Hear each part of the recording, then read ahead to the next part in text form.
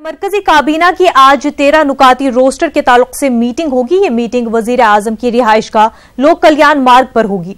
Meeting में 13 नुकाती roster के अलावा दीगर अहम मसाइल पर फैसले लिए जाएंगे। जराये के हवाले से खबर है कि रोस्टर में तब्दीली के मुतालिक ऑर्डिनेंस जारी करने का फैसला किया जा सकता है।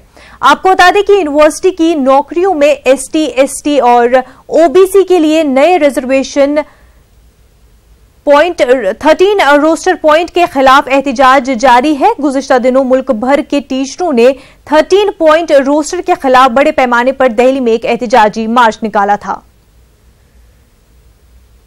वजीर आजम नरेंद्र मोदी आज गोवा और महाराष्ट्र दौरे पर रहेंगे।